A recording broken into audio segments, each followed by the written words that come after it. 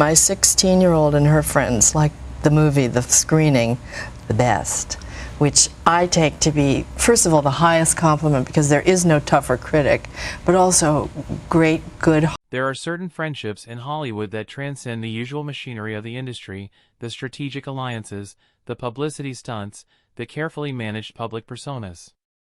And then there is what Meryl Streep had with Robert Redford. At 76, the most decorated actress in the history of American cinema has finally decided to speak with the kind of unguarded honesty that only decades of living can produce. What she is revealing isn't a scandal. It isn't a tabloid exposé. It is something far rarer and far more valuable, the truth about a man the world thought it knew, told by the one person who actually did. Meryl Streep has spent her career disappearing into other people. She has inhabited Polish Holocaust survivors, British prime ministers, fashion editors, and opera singers. But when she speaks about Robert Redford, she isn't performing. She is simply remembering. And what she remembers cuts against every carefully constructed image of the man who was, for roughly 4 decades, the defining face of American masculinity on film. The Redford the world saw, golden-haired, effortlessly cool, almost mythologically handsome, was real enough. But Meryl is now insisting that the Redford she knew was something more complicated, more vulnerable, and ultimately more interesting than any of his performances. Their story begins where so many of the most important chapters in both their lives began, under an open sky far from Hollywood. In 1985, director Sidney Pollack brought them together on the sun-scorched plains of Kenya to film Out of Africa, the sweeping adaptation of Isaac Denison's memoir that would go on to win 7 Academy Awards, including Best Picture and Best Director. The film told the story of Karen Blixen, a Danish writer who falls into a passionate and complicated love affair with a free-spirited British hunter named Dennis Finch Hatton. On paper, it was a prestige production. On the ground in Kenya, it was an extraordinary test of endurance, patience, and courage for everyone involved. Meryl has spoken in recent years about just how physically and emotionally demanding that production was. The Kenyan locations were not a controlled studio backlit. They were genuine wilderness, with all the beauty and unpredictability that entails. The cast and crew dealt with extreme heat, difficult terrain, and the ever-present reality of the African wildlife surrounding them.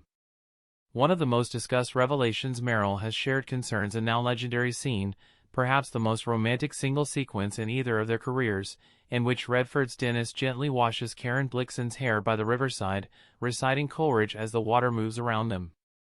Film critics and audiences have long cited it as one of the most tender moments in cinema history. What Meryl has revealed about the reality behind that scene reframes it entirely, and in the most unexpectedly human way imaginable. Redford, she has admitted, was not a natural at it. The scene required an intimacy that the famously self-contained actor found genuinely difficult to inhabit. He was hesitant. He was tentative in a way that surprised the crew. The man who had projected such absolute confidence across 40 years of film, from Butch Cassidy and the Sundance Kid through All the President's Men and The Natural, found himself uncertain in the face of a moment that demanded not performance but pure, unguarded presence. What happened next, according to Meryl, is what truly reveals his character.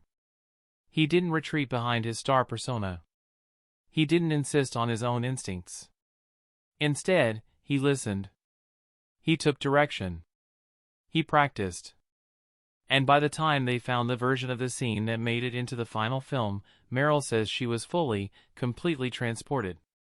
She has described the finished scene as more genuinely intimate than most of what passes for romance on screen today, a product not of effortless charm but of deliberate, humble effort. That willingness to set his ego aside, she says, was the real Robert Redford. But the challenges of that Kenyan shoot went well beyond matters of emotional vulnerability. Meryl has spoken candidly about the physical dangers that the production faced, dangers that the studio's publicity materials at the time were careful to minimize. The location shooting placed cast and crew in genuine proximity to wildlife that did not recognize the distinction between a film set and its natural territory.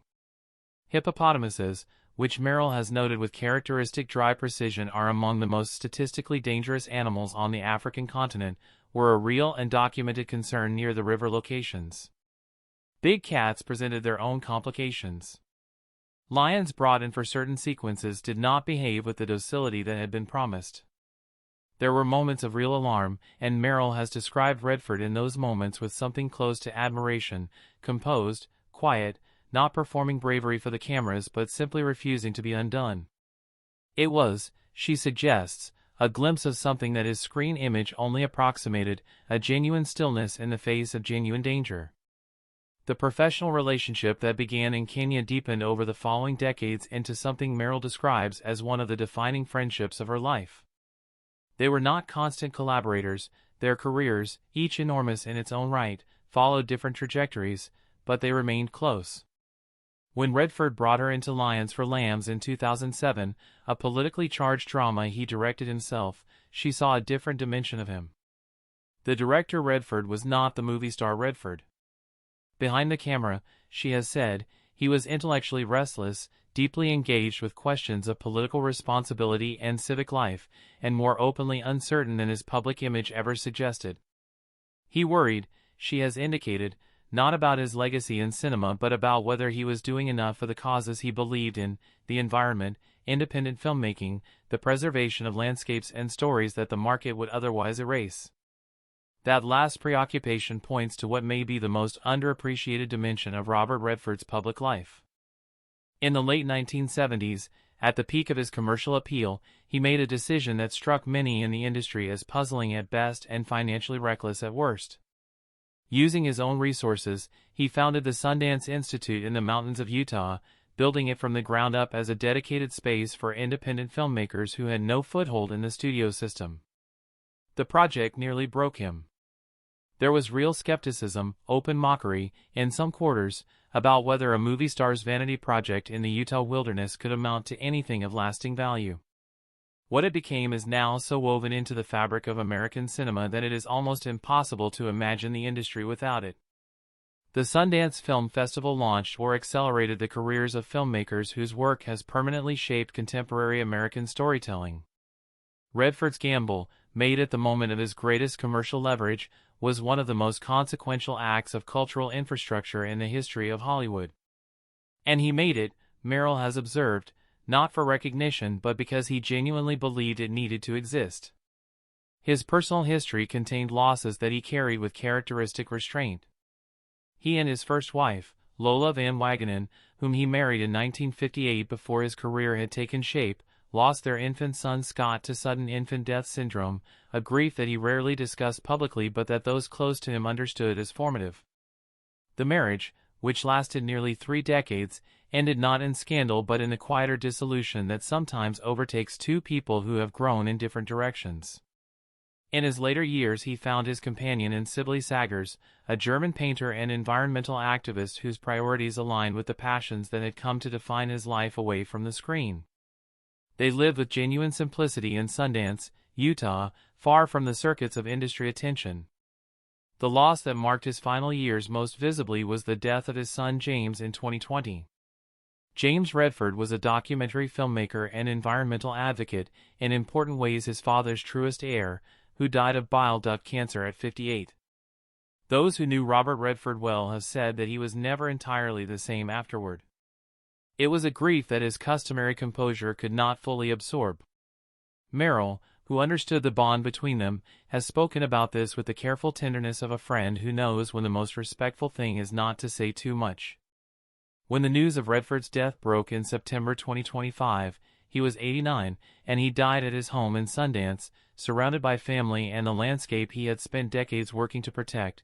The tributes that followed were remarkable for what they emphasized. His co-stars spoke not primarily about his films or his awards but about his quality as a human being.